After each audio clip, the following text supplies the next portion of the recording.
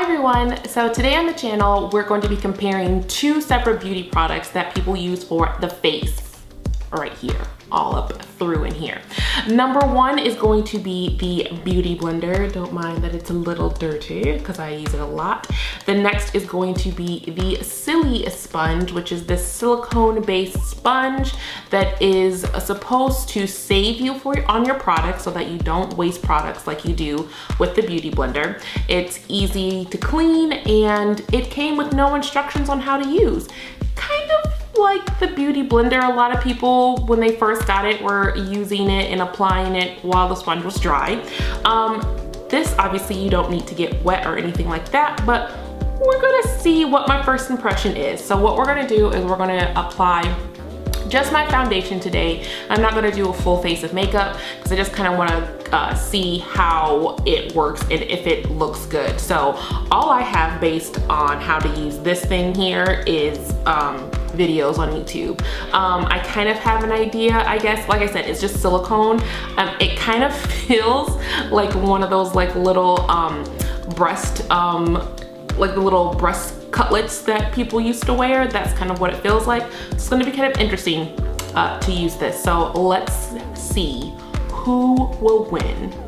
Beauty Blender, SiliSponge. This is like my go-to, my holy grail. This is my numero uno that I love and I wear and can't nobody tell me otherwise. So we are going to be using the Makeup Forever Ultra HD Stick Foundation, and we are going to see what side looks better. I'm a little nervous, y'all.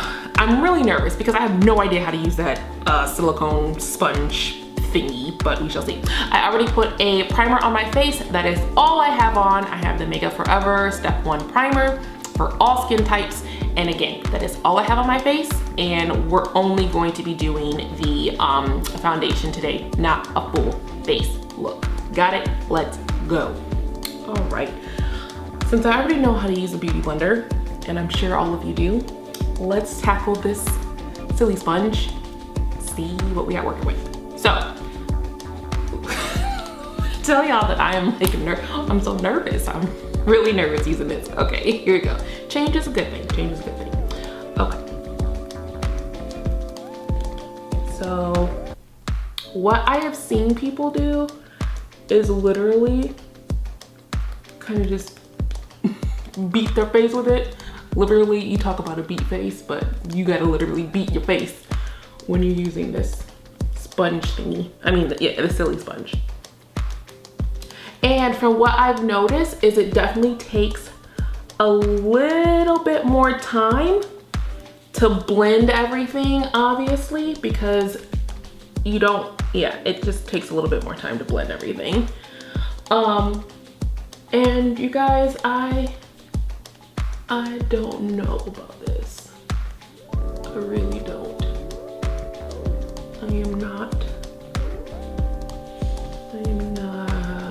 a huge fan of this. Now, I'm a fan of the price because the price is only $8 or $9 that I've seen, nothing over 10. And the Beauty Blender is $20, which is a lot, it's steep.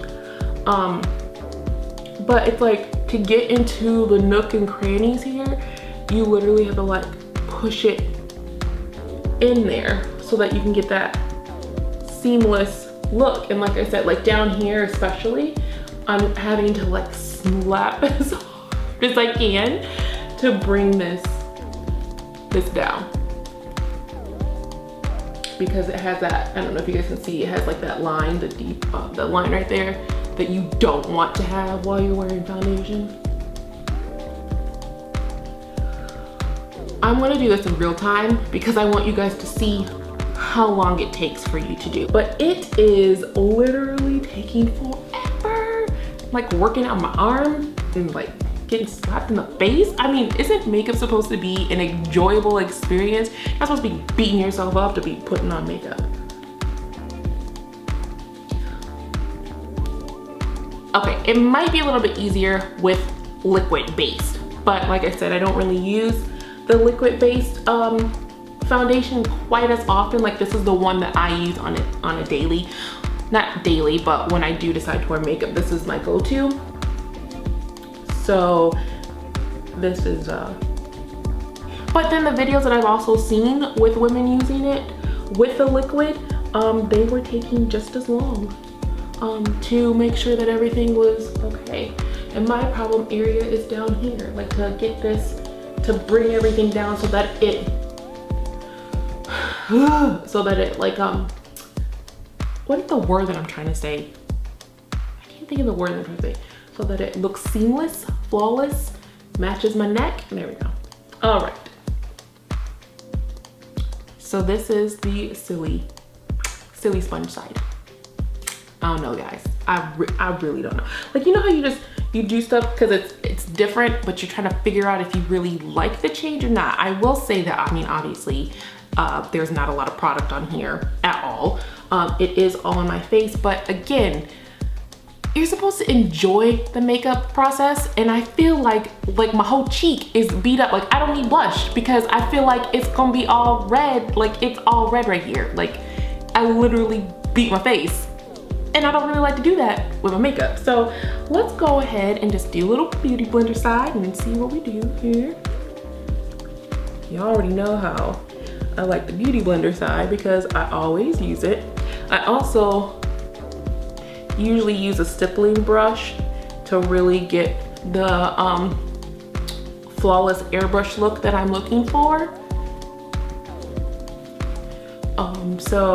But I mean, as you can tell, I am definitely know what I'm doing with the beauty blender and I can really do my face in a short amount of time.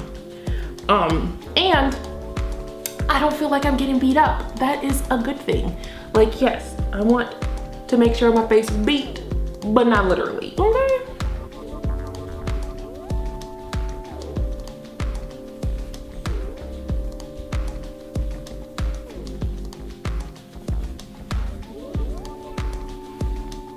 All right, real time.